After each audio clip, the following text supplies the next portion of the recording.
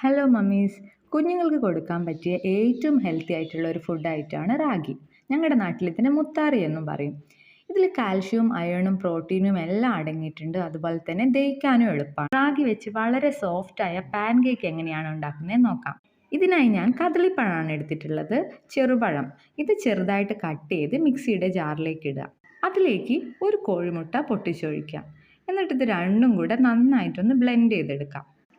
ഇതൊരു നല്ല പേസ്റ്റ് ആക്കി എടുത്തതിന് ശേഷം ഇതിലേക്ക് റാഗിപ്പൊടി ചേർക്കാം. റാഗി ഞാൻ കഴുകി ഉണക്കി പൊടിച്ച് വെച്ചിട്ടുണ്ട്, അതാണ് ഞാൻ ചേർക്കുന്നത്. ഈ പൊടി കൂടെ ചേർത്ത് നന്നായിട്ട് ഒന്നുകൂടെ മിക്സിയിൽ തന്നെ ഇട്ട് ബ്ലെൻഡ് ചെയ്തെടുക്കാം. സ്റ്റാർട്ടിംഗ് സ്റ്റേജിൽ റാഗി കുറുക്ക് കഴിച്ചുകൊണ്ടിരുന്ന പല കുഞ്ഞുങ്ങൾക്കും ഒരു 8-9 മാസം കഴിയുമ്പം കുറുക്ക് ഇഷ്ടമല്ലാതാവും. അവർക്ക് കൊടുക്കാൻ പറ്റിയൊരു ഈസി ആയിട്ടുള്ള ഹെൽത്തി റെസിപ്പിയാണിത്. ഇതിൽ നമ്മൾ വേറെ സ്വീറ്റ്നേഴ്സോ ഒന്നും ആഡ് ചെയ്യേണ്ട ആവശ്യമില്ല. ഈ പഴത്തിൻ്റെ മധുരം ഉള്ളതുകൊണ്ട് തന്നെ ഇതിന് നല്ല മധുരം ഉണ്ടാവും. ഇനി ഒരു പാൻ ചൂടാക്കി അതിലേക്ക് നെയ്യ് ഒഴിച്ച് കുട്ടി കുട്ടി ദോശമാവ് ഒഴിക്കുന്നത് പോലെ കുട്ടി കുട്ടി ഷേപ്പിൽ നമുക്ക് ഒഴിച്ചു കൊടുക്കാം. ഇത് നമുക്കൊരു ബ്രേക്ക്ഫാസ്റ്റ് ആയിട്ടോ ഡിന്നർ ആയിട്ടോ ഒക്കെ കൊടുക്കാവുന്നതാണ്. കാരണം ഇതിൽ പ്രോട്ടീനും അടങ്ങിയിട്ടുണ്ട്, ഗുഡ് ഫാറ്റും ഉണ്ട്.